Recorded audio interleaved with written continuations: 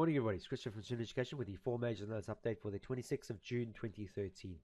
Just before I start, I just want to let you know that I have got a bout of allergies, and if I sound like a stuffed muffin, I apologize beforehand.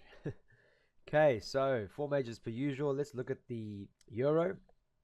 Then look at the weekly chart. Still a bearish engulfing candle at the institution moving average, and trading also into the 38 or just below 38.2 fib on my weekly, but you'll notice the 38.2 on my monthly is pretty much here. So we've got a lot of consolidation area here, and you can see the 20 period and the 50 period moving average also complementing that on the weekly. Just going to move to the daily just to show you. There we go. So we've had that breakout, the pullback, and now yesterday's bearish engulfing candle has confirmed the continuation. So we should be looking for negativity as all our moving averages are above price in order. You can see the RMO and the moving average down here, which is our 200 period moving average, is above price on all these time frames bar the monthly. So we should be looking for at least towards the 38.2 on our monthly target here, which is about 50 odd pips away. So as it stands now, look for negativity intraday towards that level. So 4-hour chart, let's have a look at here on the 4-hour. There we go. Institution also above price. The last 4-hour candle very decisive, a spinning top. So if you want to see wait for another bearish engulfing candle, you could be eating a lot into this actual profit chart. Otherwise, the best thing to do would be then to wait for a break below the 38.2, get a break from below that, then you have more cleaner air towards the next level, which would be approximately, you're looking at about 288 pips. So take away your spread, there's more than enough on the plate for profit sentiment. So as it stands now, look towards the downside, look to target the 38.2 here, just short of the 1299.30 mark. In fact, it is sitting at roughly just above the 1300 mark. So that'll be your first target intraday for the euro against US dollar. Go to the weekly on sterling. Okay, so bearish engulfing last week, spinning top. Now, as it happens, you can see that the indicator box is very much all over the place. And you can see the longer-term RMO and the moving average pretty much still looking negative, and you can see on the weekly here all the moving averages above price and in order. However, if I go to our daily now, you can see that we are trading into the 23.6 fib retracement level, and you can see that the 50 period moving average actually gets support near term. So as it stands at the moment, consolidative. However, RMO is below the zero line on the daily as well as the MACD being below, however consolidative.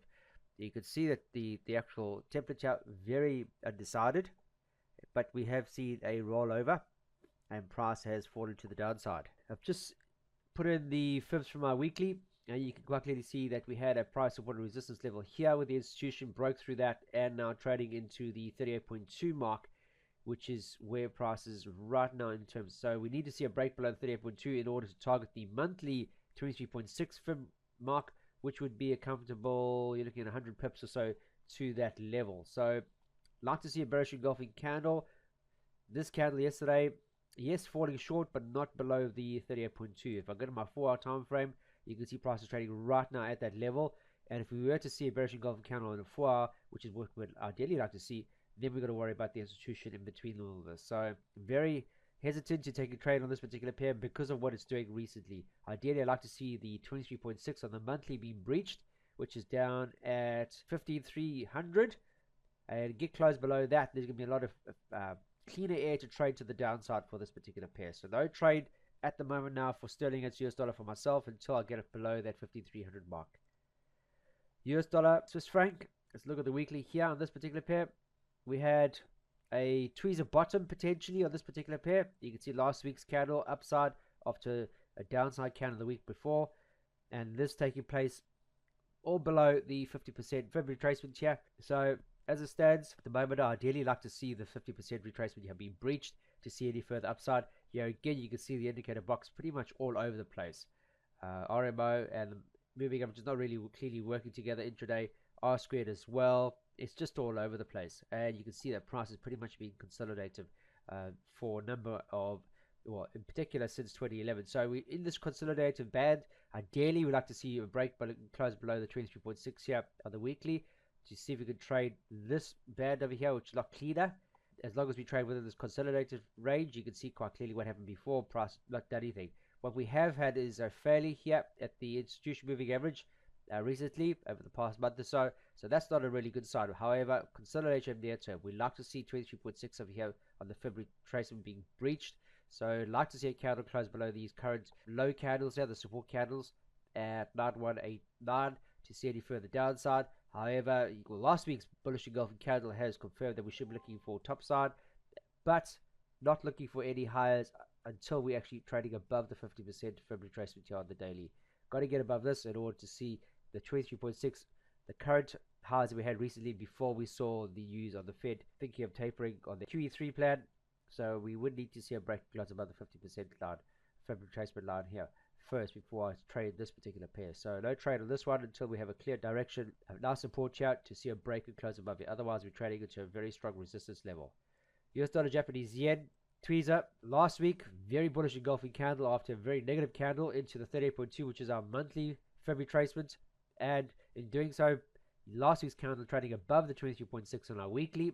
As long as it stays above the weekly 23.6, there we go, then we should be looking for upside. Candles are still red though, the arrow is actually blue, but you can see here as well, non-directive, no real trades, more red than blue, yes, but you can quite clearly see nothing's really working together here as a team. So the one thing we could see here is we had a clear bounce last week, a lot of buying for the US dollar against the yen. It's taken us above the 23.6. As long as it maintains above 23.6, then we should look to see price heading up towards the 50% on our monthly February tracement, which is from where price is trading right now to this level. You're looking at 228 pips or so. Ideally, like to trade above the high over here in order to get to this level. So as long as it maintains above 23.6, let's see if you can target the upside towards the 50% line.